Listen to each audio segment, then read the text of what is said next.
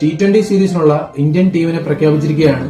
എന്താ പറയാ, നമ്മുടെ 15 വയസ്സുകാരൻ the wonder kid Vaibhav Sooryavanshi ടീമിൽ ഇടം നേടിയിരിക്കുകയാണ്. വളരെ സന്തോഷം തോന്നുന്ന ഒരു വാർത്ത. അതുപോലെ തന്നെ ശ്രേയസ് അയ്യരാണ് ടീമിനെ നയിക്കാൻ പോകുന്നത്. പുള്ളിയുടെ ക്യാപ്റ്റൻസി വേറെ ലെവലാണ്.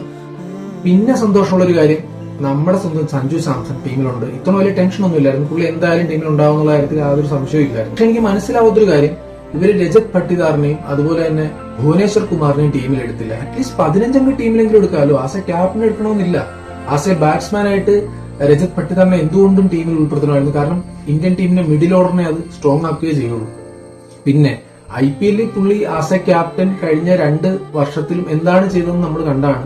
പിന്നെ ആസ് എ ബോളർ ഭുവനേശ്വർ കുമാറിന്റെ പെർഫോമൻസ് നമ്മൾ കണ്ടാണ്. ഇനി ചോദിച്ചു കഴിഞ്ഞാൽ നീ RCB ഫാൻ അല്ലേടാ, അതുകൊണ്ടല്ലേ നീ ഇങ്ങനെ പറയുന്നത്, ഇവരെ സപ്പോർട്ട് ചെയ്യുന്നു ചോദിക്കുകയാണെങ്കിൽ എനിക്ക് പറയാനുള്ളത്, ഇത്തവണത്തെ ടെസ്റ്റ് ടീമിനെ സെലക്ട് ചെയ്ത് വെച്ചിരുന്നതാണല്ലോ. GT ടീമിന്റെ മറ്റേ B ടീമോ അല്ലാണോ ഇത്? എനിക്ക് മനസ്സിലാകുന്നില്ല.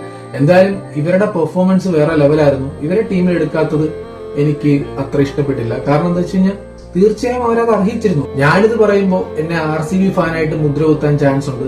RCB ഫാൻ സ്പോട്ടഡ് എന്ന് പറഞ്ഞ കമന്റ് വരാനും ചാൻസ് ഉണ്ട്. എന്നിരുന്നാലും ഞാൻ പറയാണ്, രജത് പട്ടിദാറും അതുപോലെ തന്നെ ഭുവനേശ്വർ കുമാറും എന്തുകൊണ്ടും 15 അംഗ ടീമിൽ വരാൻ ഏറ്റവും യോഗ്യരാണ് എന്ന് തന്നെ പറയാം. എന്റെ ഈ ഒരു അഭിപ്രായത്തോട് ആരൊക്കെ യോജിക്കുന്നുണ്ട്?